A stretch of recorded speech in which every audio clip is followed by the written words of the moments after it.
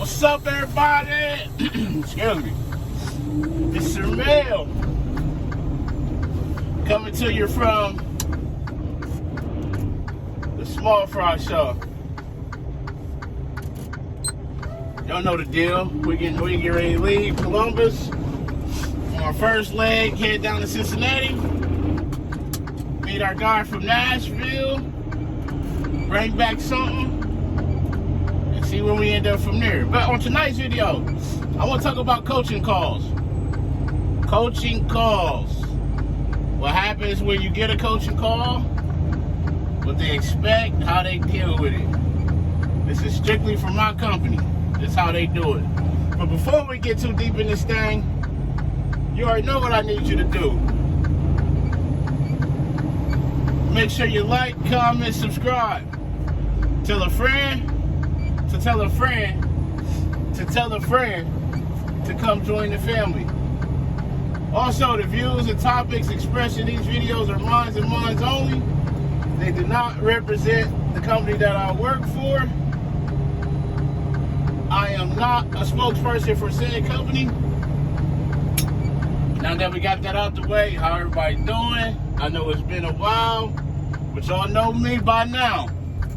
I can't post the video. It ain't even that my energy's been off. I can't say that. Honestly, I've been chilling. Taking it light. So, I've been saying I'm going to post a video, but so here we are. Coaching calls. And this topic is a good topic because I've had actually 2 in the last 3 weeks.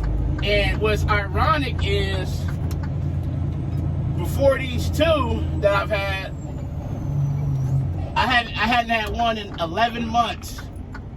When I called the guy to talk to him, he told me, he said, your local dispatch will let you know, hey, you triggered an event on this day, you need to call and talk to the driving coach. Now, what the driving coach is, I don't know their credentials, if they have driving experience or not. So I'm not going to speak on that. In almost 2 years, I've had 5 total. 1 was an error, and then 1 was, it was the snow. I had to keep going. I didn't want to get stuck, so I ran the stop sign. So I technically had 3 that were my fault. So they're in the central dispatch. You call them, you give them your driver number, they pull you up, they watch the video, they let you know what happened, what they want you to do differently, what cannot have that happen. Now, they've all been pleasant. I haven't felt lectured, I haven't felt like they ridiculed me or talked down on me. That's just me. I don't get a lot of them. Maybe if you get a lot of them, they'd be a little more stern. I don't know, I can't speak on that. And they'll even hear you out, so I'll tell you how my call went. So my local dispatch notified me that I had a coaching call on the date that it happened. Hey, you need to give the driving coach a call. So I called, he's like, Mr. Cummings, from Columbus, Ohio. That's me. He's like, man, I ain't talked to you in a while. I said, well, how long it's been? This was in March, beginning of March. He said, man, it's been since April of 22. That's pretty impressive. So he says, we got you for following distance. You and a tanker got together and was climbing the hill. He said you actually backed out of it at the last second, but it just wasn't quick enough. Keep doing what you're doing. And obviously you ain't talked to you in 11 months. Keep it up. You're doing something right. That's pretty good. All right, cool, no worries. Well, fast forward to yesterday, I got notified, which was Tuesday. I think it's the 29th, maybe. I don't know. Yeah, 29th, 28th. I got notified that I had one from Saturday.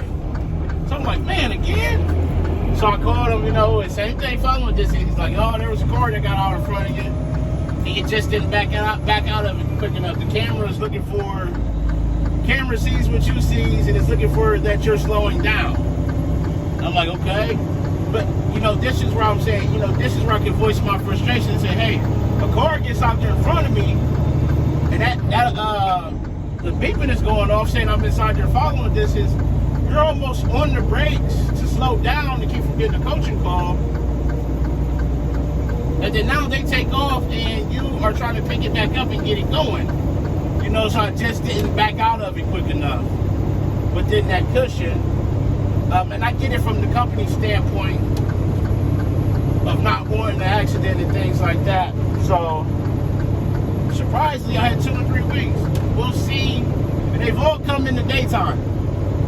More traffic, more people out. You got more to, you know. So like I told him, I said, hey, I'll continue to work on it. He's like, don't stress it. I think he can kind of tell. He's like, don't stress it. Everybody gets them from time to time. It's par for the course.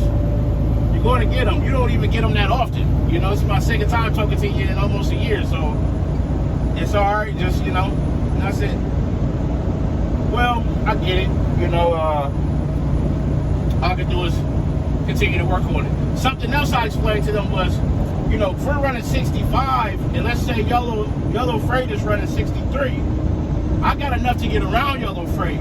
But what the issue is, I need to get close to them and then get out. Because if I get out too soon to stay out of the following distance, then